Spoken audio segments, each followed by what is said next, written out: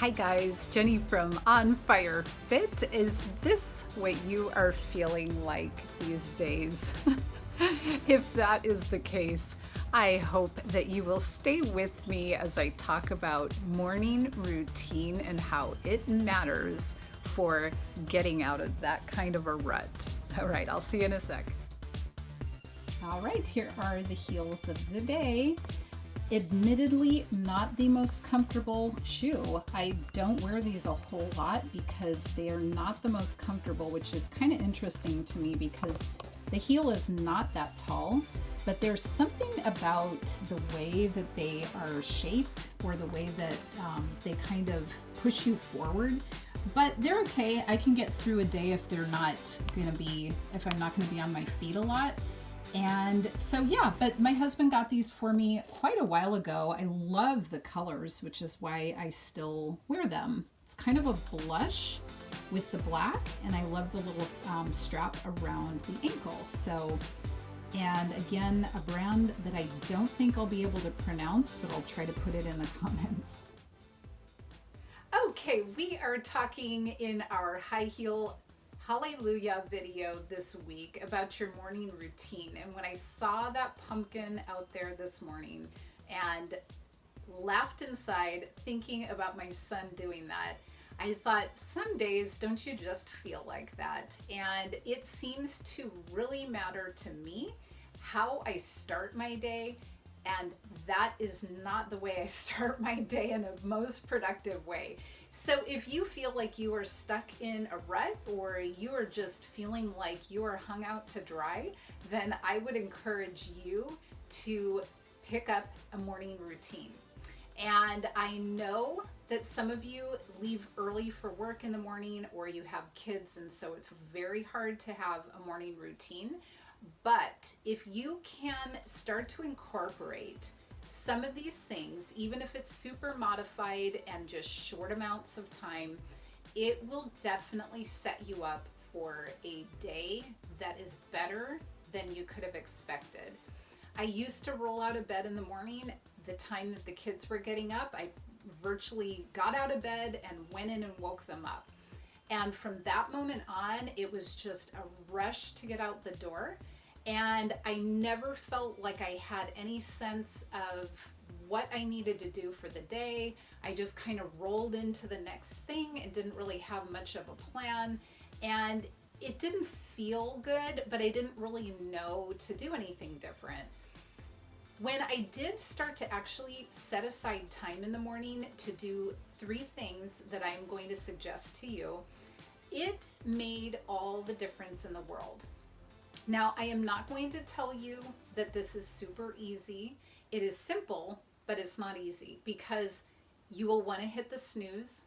You will want to put it off. You will want to, in your mind, make an excuse for why this is not the right time in your life to do it.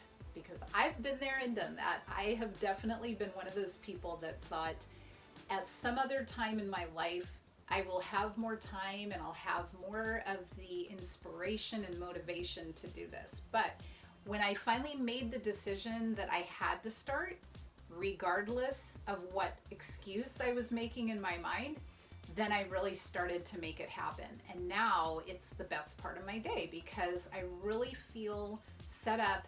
The rest of my day always goes better. The thing that I love to do is what I call reverse engineer my morning. So what that means to me is if I know that when I get up in the morning, I have lunches to make and there's a bunch of dishes still in the sink to clean, I already know that that's going to eat up a lot of the 3-thing productivity part of my morning. It's going to eat into that time. And I might not get through what I had hoped to do. So what I have to do is reverse engineer. It makes me say the night before, just plan ahead. As I am cleaning up from dinner, I'm packaging some of the food into containers that will go in lunches the next day. Or I'm, pulling out the bread and making the sandwiches or whatever and already have the lunches set. I I do the dishes the night before so that I don't have that stuff hanging over. There's usually still a few things in the sink because my husband stays up later than I do, but while the coffee's brewing, I just quickly put that away. What I like to do in my time, and you can modify this, but I would suggest that you take time to do 3 things. For me personally, my first thing that I spend time doing is time with God, praying, and reading. Now, if you're not a Christian or that isn't something that you are at that point in your life that you're interested in doing, I would encourage you to at least give yourself time to rest, think, and allow yourself quiet time. There's something that goes on in your brain that it needs that time. It needs that time for creativity. And when you spend that time and you dedicate time to it, even if your mind wanders a bit, it is actually really good for your brain and it will get you going in the right direction. Now, if you will fall asleep because you're not used to doing that, maybe you want to tack that on to the end of your 3 things. So what I would always do is do some reading. And definitely you need to read in an area that is inspiring to you.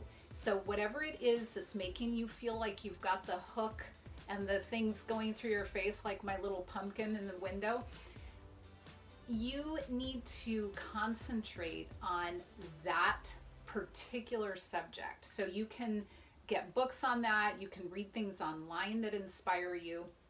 I read from the Bible and I read devotionals. And when I spend my quiet time, that's when I'm praying and asking God for direction.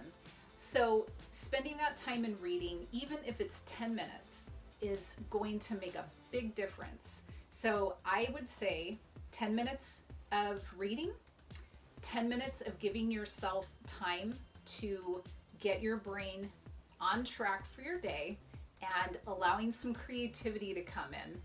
And there are all different kinds of apps and things that you can use too for that. And that's something that I haven't really used because I spend that time in prayer, but that's something that you could look into as well. And the third thing is going to be exercise. Now, a lot of times people don't feel they have time, or I have heard the list of excuses for why they can't exercise. It's too dark outside, it's too cold outside, it's too hot outside. I don't want to have to drive to the gym and take a shower at the gym.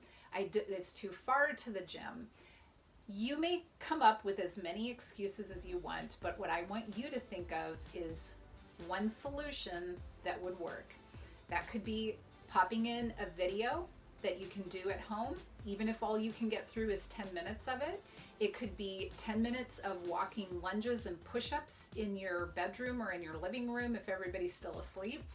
But you don't need any excuses, you need a solution. And what is it that you can do? You're going to get your blood pumping, you're going to get some fitness out of the way and make you feel stronger. So now you have worked on your mental strength, your spiritual strength, and your physical strength, the 3 areas that are going to make a great start for your day. So if you can just get up a half hour earlier, work that into your day. If you avoid picking up your phone first thing in the morning, you will probably find 30 minutes in your morning, because a lot of times the phone distracts us, and before we know it, we have spent time doing we don't even know what it is. So make an agreement with yourself that you are not going to look at your phone until after you do those 3 things.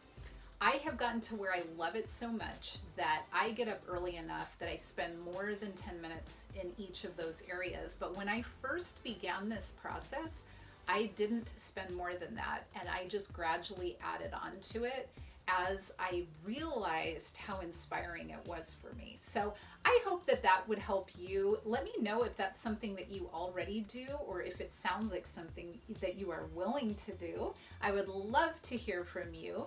And until the next episode of High Heel Hallelujah, go out and live on fire.